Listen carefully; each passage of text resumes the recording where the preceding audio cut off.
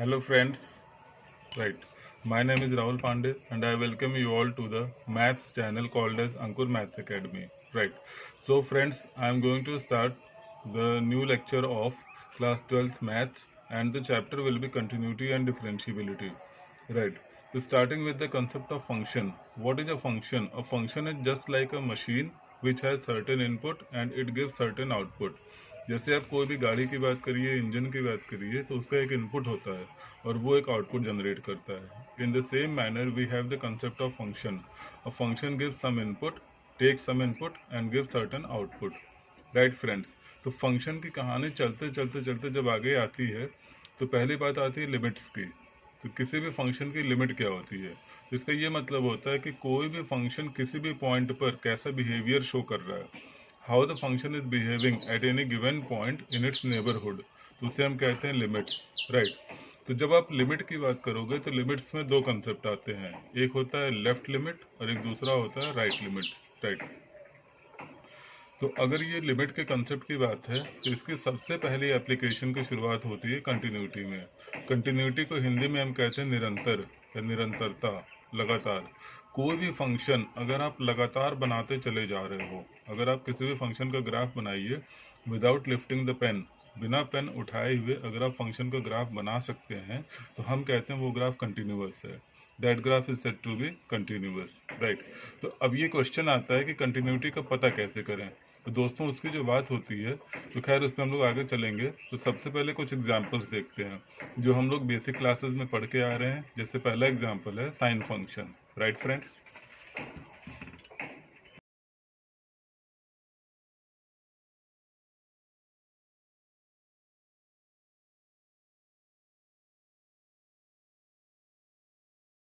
Right friends. तो अभी आपने ग्राफ देखा साइन फंक्शन का. इसी सीक्वेंस में अगला ग्राफ है कॉस फंक्शन का. राइट.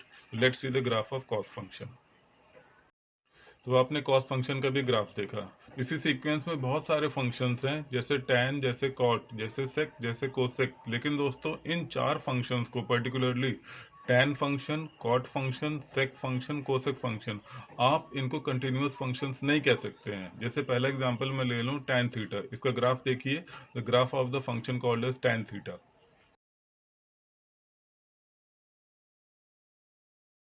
तो आपने tan थीटा का ग्राफ देखा तो ये कहाँ कहाँ ग्राफ टूट रहा है. अरे सिंपल सी बात है. tan का फॉर्मूला होता है साइन बाई कॉस. तो जब भी आप ऑड मल्टीपल्स ऑफ 90 डिग्री रखोगे, जैसे cos 90 की बात करूं तो cos 90 जीरो होता है और tan 90 को आप लिखोगे तो sin 90 डिवाइडेड बाई cos 90 मतलब 1 by zero. It becomes undefined. तो जहां जहां ऑड मल्टीपल ऑफ 90 डिग्री मिलेगा वहां पर tan फंक्शन ग्राफ नहीं दे पाएगा. इसीलिए tan का ग्राफ क्या होता है, डिसकंटिन्यूअस होता है. Right friends. अगला ग्राफ हम देख सकते हैं जैसे सेक फंक्शन या कॉट फंक्शन या कोसेक फंक्शन. इनके भी ग्राफ आप देखिए वन बाय वन. पहला कॉट फंक्शन, फिर सेक, फिर कोसेक. इनमें भी आपको पता चलेगा ये सारे फंक्शन कैसे हैं, डिसकंटिन्यूअस.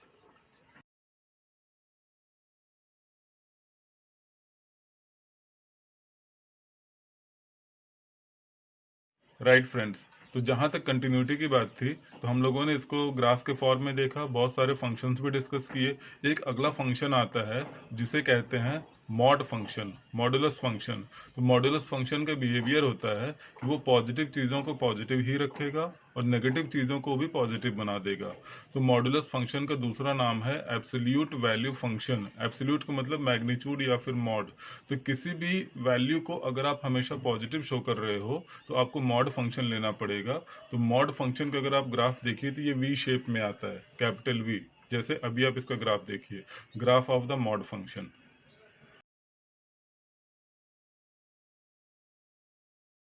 राइट दोस्तों. तो आपने मॉड फंक्शन का ग्राफ देखा. ये भी कंटिन्यूअस ग्राफ है. विदाउट लिफ्टिंग द पेन आप इसका ग्राफ बना सकते हैं. Right friends. अगले सीक्वेंस में आते हैं. इसे कहते हैं ग्रेटेस्ट इंटीजर फंक्शन या स्टेप फंक्शन. इसका भी ग्राफ देखते हैं.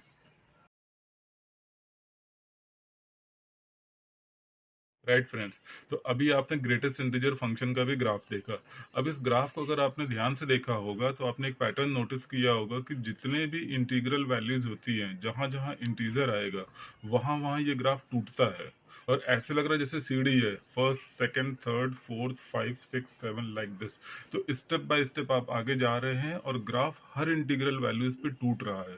तो जब ये ग्राफ टूटेगा तो हम इसे कंटिन्यूअस ग्राफ नहीं कह सकते हैं, ये ग्राफ कहलाता है डिसकंटिन्यूअस ग्राफ। ये किसका ग्राफ था? स्टेप फंक्शन या greatest integer function graph. Right friends, right friends, तो अभी तक की पढ़ाई जो हुई उसमें आप लोगों ने देखा कि फंक्शन क्या होता है। फंक्शन के बाद हम लोगों ने लिमिट्स के बारे में थोड़ा डिस्कस किया, और लिमिट्स के बाद हम लोगों ने देखा कि कंटिन्यूटी क्या होती है, निरंतरता।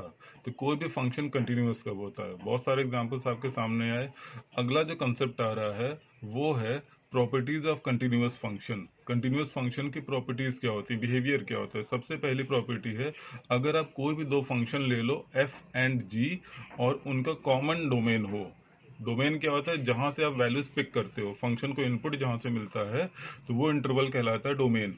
तो अगर कोई भी दो फंक्शन एफ और जी है और उनका डोमेन सेम सेम है, कॉमन डोमेन है, तो sum of two functions, sum of two continuous functions, जैसे एफ और जी अगर अपनी डोमेन में कंटिन्यूअस हैं, उनका सम भी क्या होगा? कंटिन्यूअस होगा।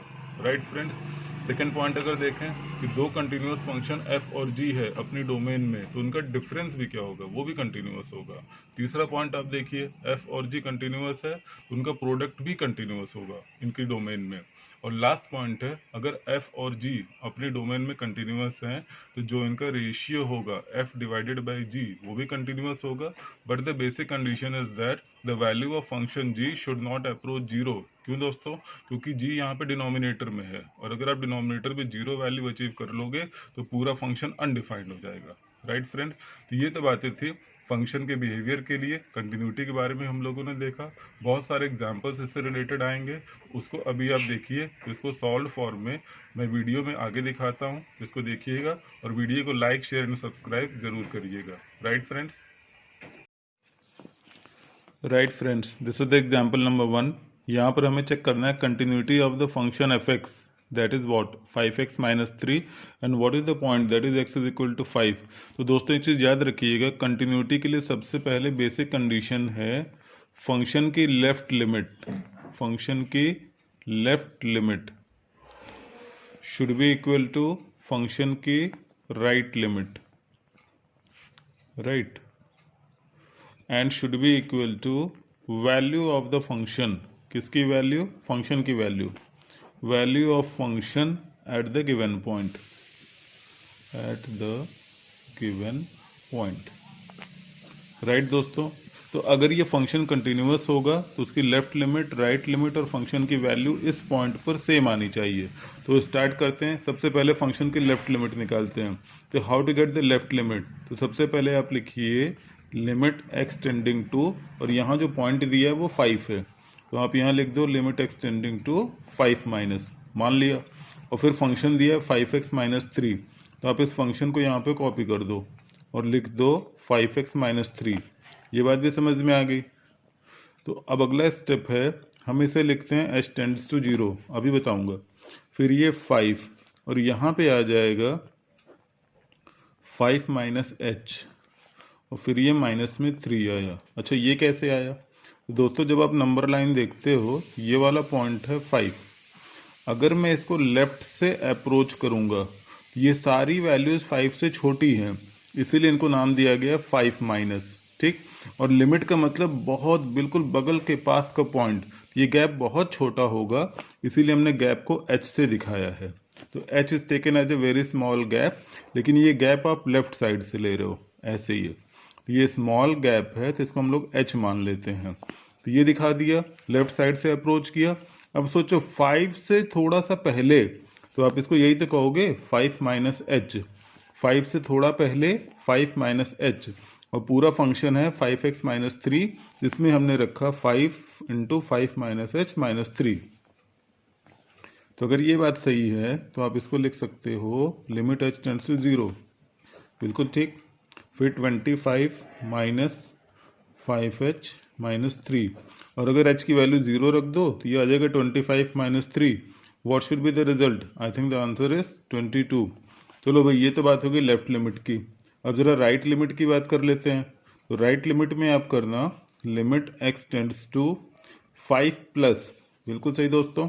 इस बार आप फंक्शन को राइट साइड से अप्रोच करोगे और डेफिनेशन वही है। तो जब दोबारा इसको आपने लिखा तो अब इसको कह दो h टेंड्स टू 0, फिर ये हो गया 5 और ब्रैकेट में हो जाएगा 5 प्लस h, हाँ बात सही है, फिर -3। तो यहाँ पर कहानी आ रही है, अब हमें मिला limit h tends to 0, this becomes 25 plus 5h and -3। अब ये वैल्यू जीरो हो जाएगी, तो इसका आंसर भी 22 आया। बिल्कुल सही बात है, ठीक। And the last step, what is the value of the function at which point the point is 5। तो हमें मिलेगा भाई 5 इंटू 5 माइनस 3, ये हो जाएगा 22। दोस्तों आपने इसमें सही देखा। अब फंक्शन की जो वैल्यू है, देखो लेफ्ट साइड, लेफ्ट की वैल्यू, लेफ्ट लिमिट की वैल्यू 22, राइट लिमिट की वैल्यू वो भी 22, और फंक्शन की खुद की वैल्यू एट दिस पॉइंट वो भी 22 आया। तो ये तीनों चीज़ें, लेफ्ट लिमिट, राइट लिमिट और फंक्शन की वैल्यू, जब ये तीनों बराबर आ जाएंगे तो फंक्शन को हम कंटिन्यूअस कहते हैं।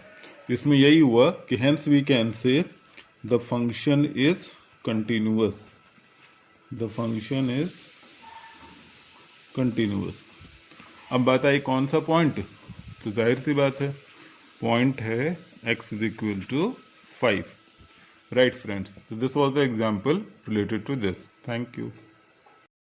राइट फ्रेंड्स, तो ये था सारा कंसेप्ट कंटिन्यूअस फंक्शन का। अगला वीडियो भी मैं लेके आऊँगा जल्दी ही, और वो होगा डिफरेंशिएबिलिटी के ऊपर। तो अब उसमें एक बात ये आ रही है कि कंटिन्यूटी आपने सीख लिया, कंटिन्यूटी के प्रॉपर्टीज सीख लिए, क्वेश्चन भी आपके सामने आ गए।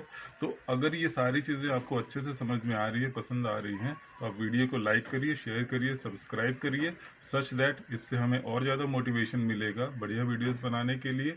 और 12th is a very important year for board exam. दोस्तों प्रैक्टिस करते रहिए। और शॉर्ट सीरीज में मैं प्रीवियस ईयर क्वेश्चंस, तो फिलहाल 2023 के जो क्वेश्चन बोर्ड में आ चुके हैं उसे भी भेजता हूं, उसको भी देखते रहिए दोस्तों। और लाइक करिए, शेयर करिए, सब्सक्राइब करिए। Bye bye.